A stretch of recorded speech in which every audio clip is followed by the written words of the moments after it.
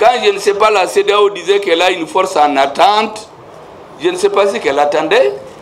Depuis 2012, on nous a dit qu'il y a une force en attente pour chasser le terrorisme au Mali. Mais ils ont attendu jusqu'en 2023 pour s'organiser, dire qu'ils vont tomber sur le Niger. Nous leur avons dit que si vous tombez sur le Niger, vous allez nous trouver des pieds fermes là-bas. Et celui qui prendra la décision, l'État qui va prendre la responsabilité d'agresser le Niger le premier, il va le regretter. Nous sommes des frères, nous voulons travailler. Mais celui qui veut nous agresser, nous sommes un peuple de guerriers. Je veux que tout le monde l'entende. Tous ceux qui vont se hasarder à venir tomber sur nos pays-là, ils vont le regretter amèrement. La deuxième chose, nous sommes un pays béni, le Mali.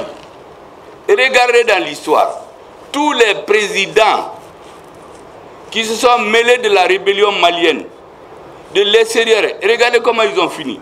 Si je me mets à les citer, vous allez avoir les cheveux, certains vont blanchir tout de suite. Mais je ne veux pas pour ne pas qu'il y ait des incidents diplomatiques. Ils ont tous eu des problèmes où ils ont fui leur pays. Personne. Donc je mets tout le monde en garde. Laissez-nous en paix.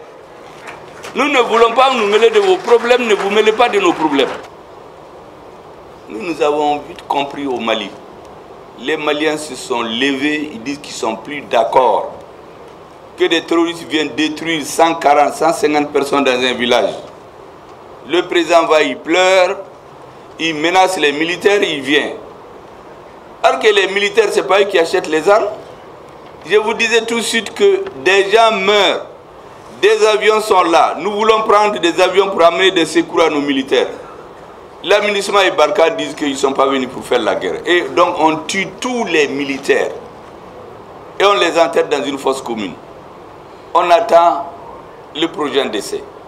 À un moment donné, le peuple malien s'est levé, il a dit qu'il n'est plus d'accord avec ça. On sort de l'argent du trésor pour acheter des hélicoptères, des avions. L'argent disparaît, il n'y a ni hélicoptère ni avion.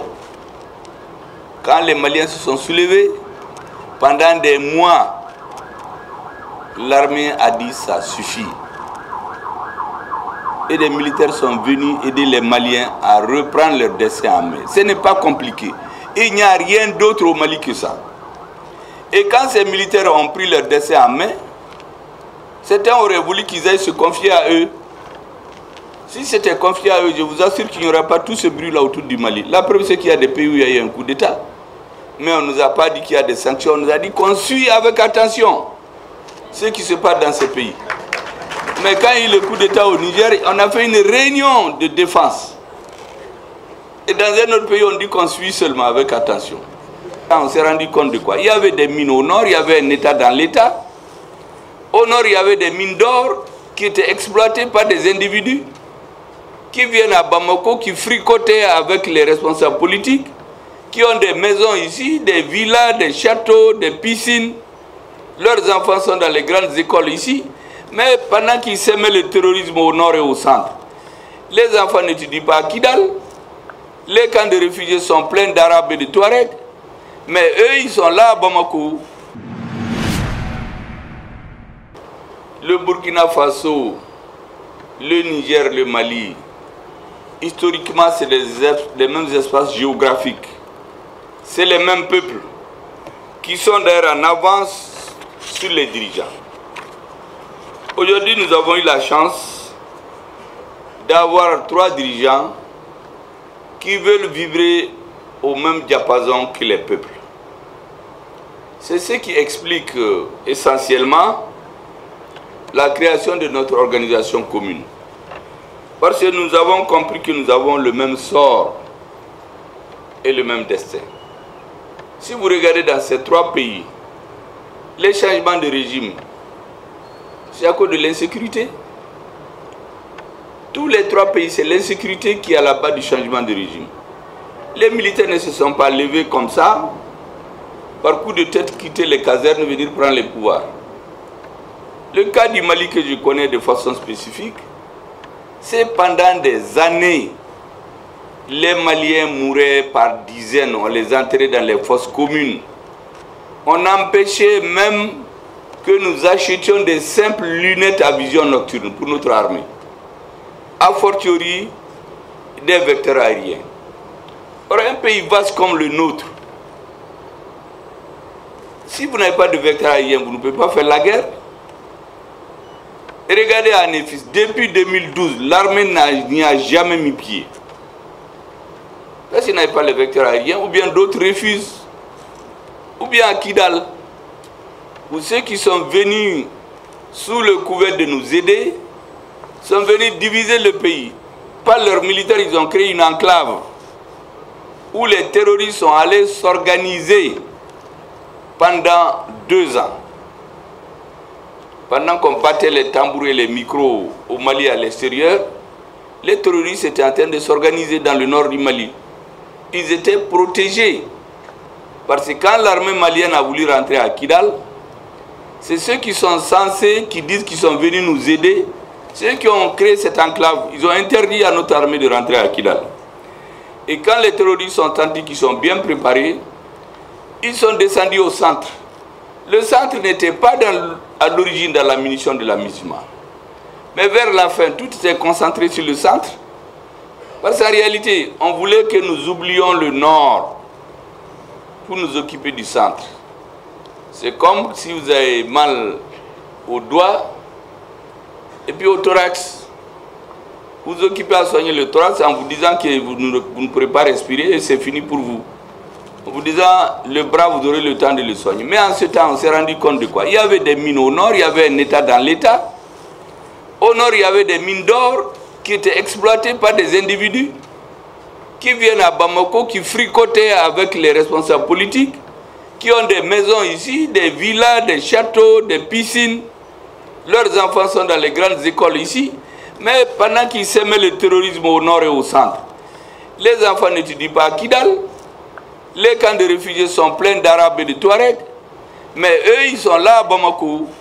Ils vont chez le président sans rendez-vous. Ils sortent avec des sacs et des valises d'argent. Ils sont dans des commissions, 3 à 4 commissions. Certains ont des salaires plus élevés que celui du président de la transition, du président de la République. C'est le sort qu'on avait réservé au Mali.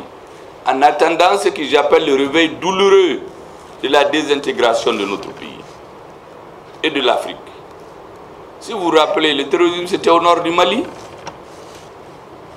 En 2013, c'était au Burkina que les terroristes se réunissaient même avec le Mali. Parce qu'il y avait un président qui croyait que son sort dépendait de ceux qui protégeaient les terroristes. Mais le terrorisme allait au Burkina, c'est allé en Côte d'Ivoire, c'est allé au Togo, c'est allé au Ghana.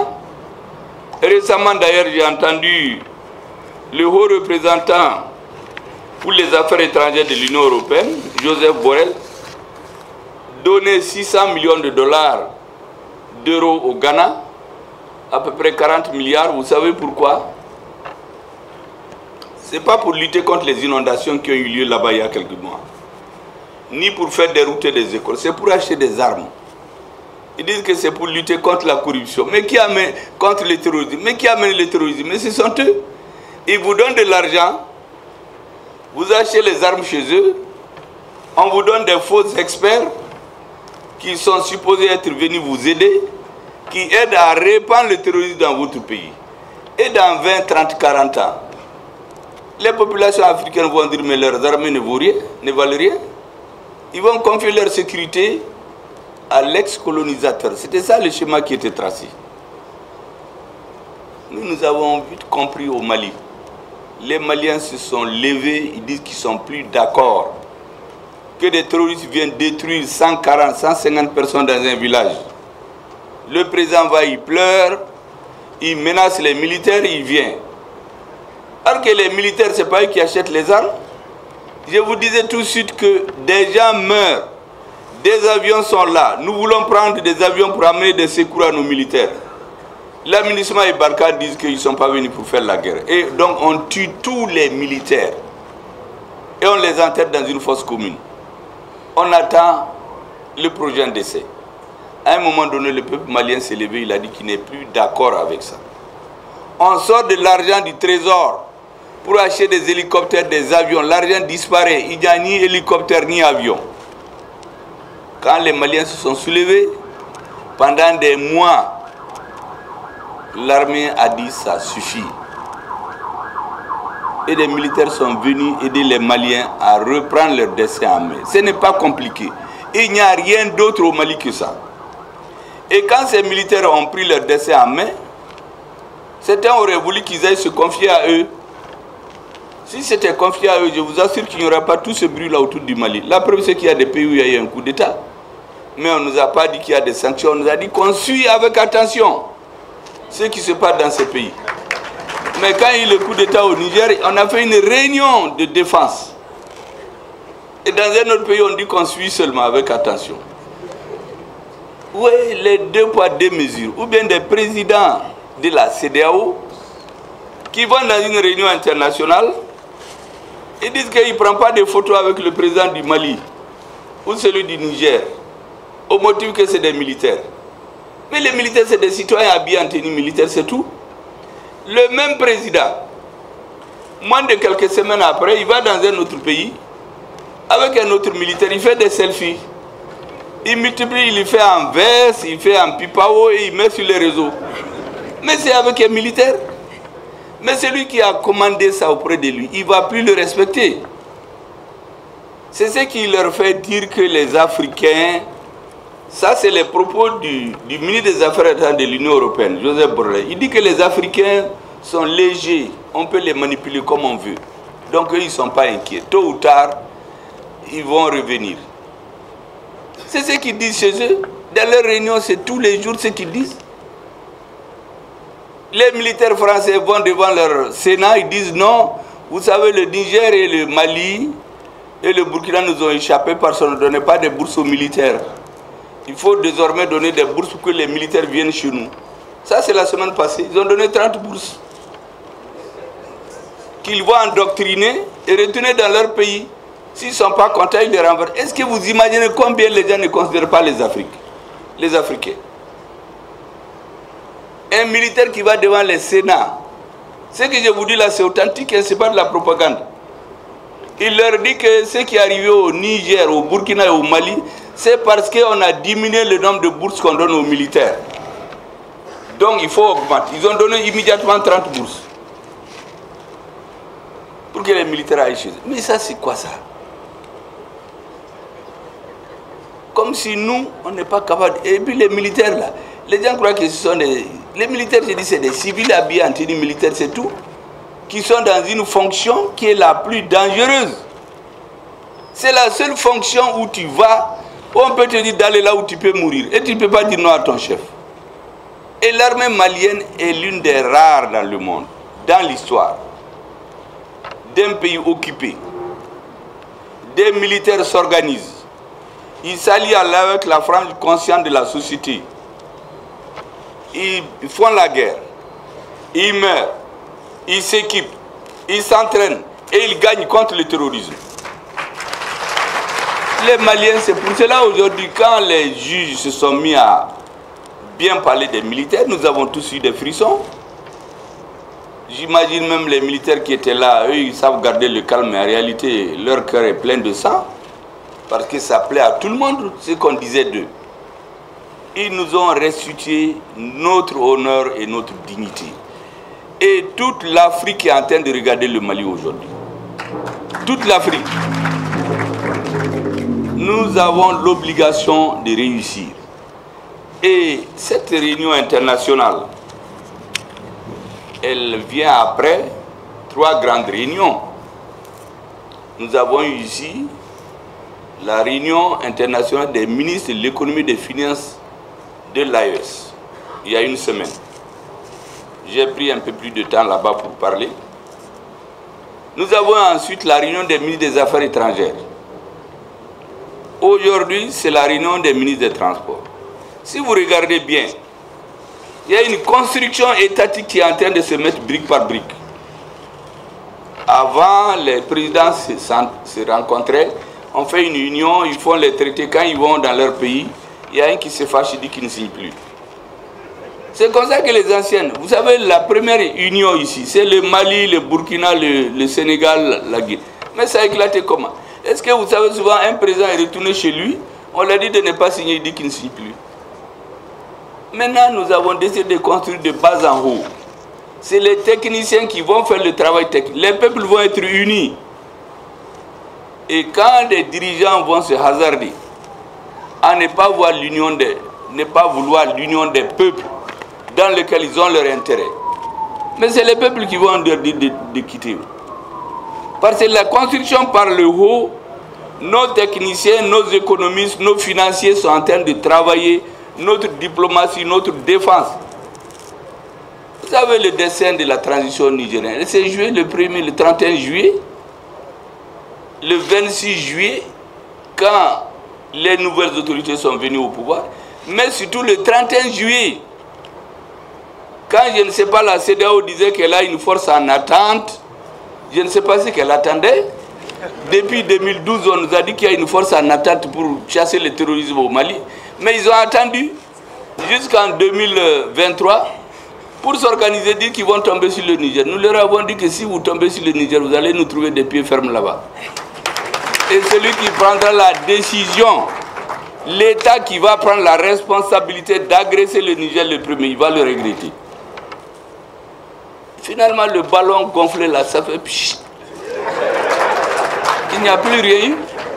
Quand notre armée a pris Kidal la semaine passée, la CEDEAO a fait une réunion, il n'y a même pas eu un mot sur Kidal. Est-ce que vous pouvez vous imaginer? Tous les problèmes sont venus de Kidal. La CEDEAO a des forces. Elle passe le temps à prendre des sanctions. Au moment où le Mali prend Kidal, il faut une réunion, ils n'en disent mot. Mais nous les attendons. Nous sommes des frères, nous voulons travailler. Mais celui qui veut nous agresser, nous sommes un peuple de guerriers. Je veux que tout le monde l'entende. Tous ceux qui vont se hasarder à venir tomber sur nos pays là, ils vont le regretter amèrement. La deuxième chose, nous sommes un pays béni, le Mali. Et regardez dans l'histoire, tous les présidents qui se sont mêlés de la rébellion malienne, de l'extérieur, regardez comment ils ont fini. Si je me mets à les citer, vous allez avoir les cheveux, certains vont blanchir tout de suite. Mais je ne veux pas, pour ne pas qu'il y ait des incidents diplomatiques. Ils ont tous eu des problèmes où ils ont fui leur pays. Personne. Donc je mets tout le monde en garde. Laissez-nous en paix. Nous ne voulons pas nous mêler de vos problèmes, ne vous mêlez pas de nos problèmes. On ne soustraite pas la sécurité du Mali. Personne. Aucun Africain, nous n'accepterons qu'il sous-traite la sécurité du Mali pour le compte d'autres puissances pour venir souffrir notre peuple.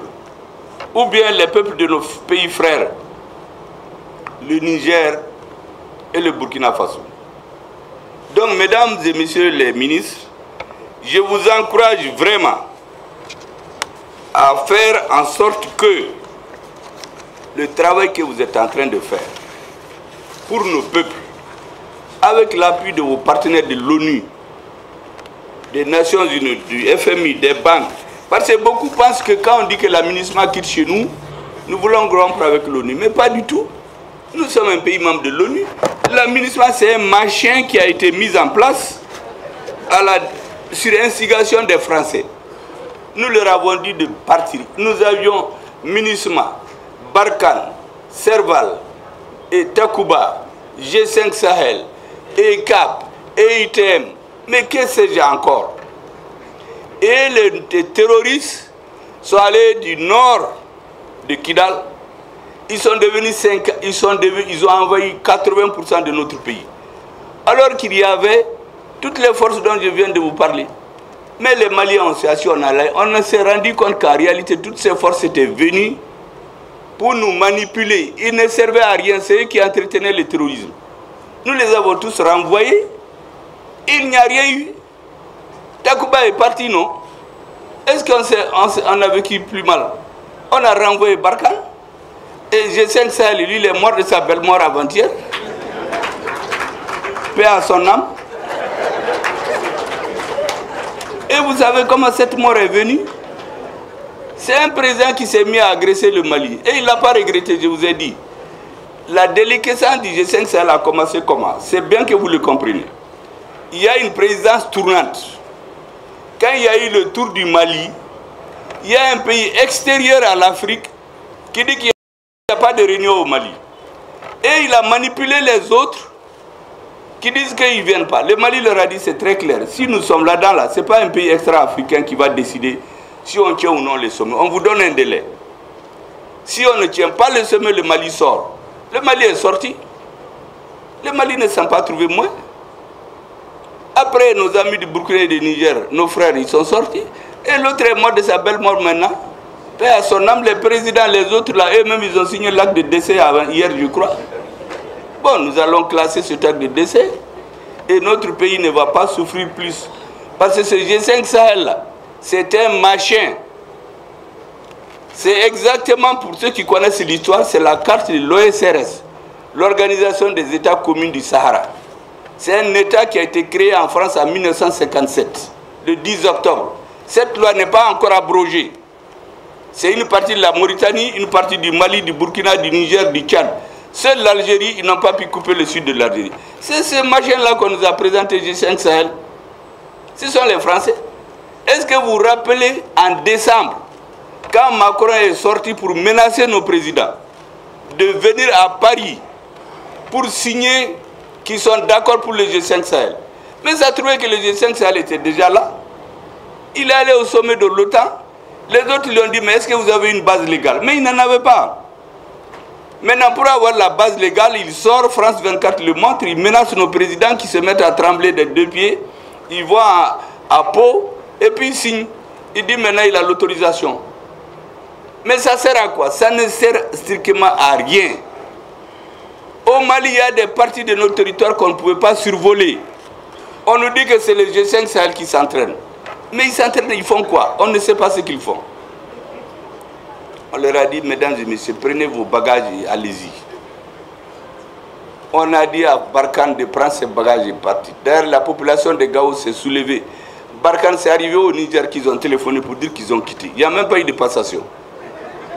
Non, c'est authentique ce que je vous dis.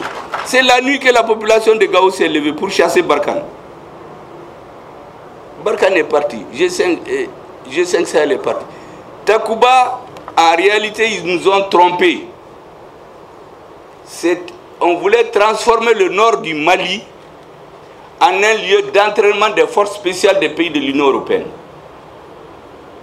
Parce que quand vous voulez en France, là, si un parent vous invite, il faut le visa après. Mais eux, ils sont venus, on leur a dit, mais qui vous a autorisé? Ils disent que c'est l'ancien président. On dit, bon, maintenant le visa. Il n'y a pas de visa. On leur a dit de prendre bagage et rentrer chez eux.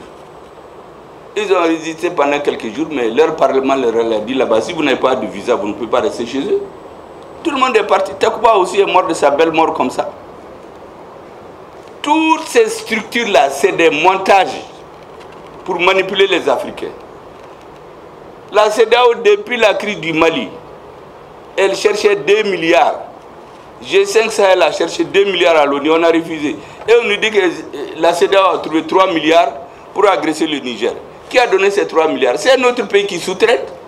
Mais lui n'ose pas venir. Il veut prendre des nègres de service pour les envoyer agresser, tuer leurs frères du Niger. Mais ça, c'est quoi ça? On ne peut pas nous respecter comme ça. Il faut que les Africains s'assument. Et nos 3 pays, nous avons décidé de nous assumer.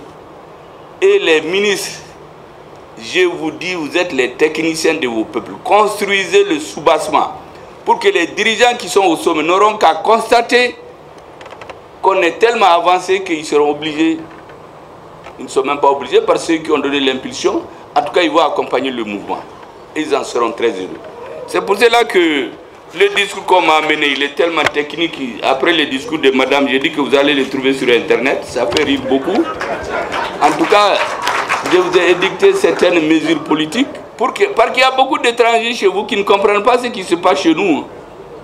Parce qu'il y a beaucoup d'Africains qui disent, ah, si les G5 partent, les Maliens, là, qu'est-ce qu'ils vont faire?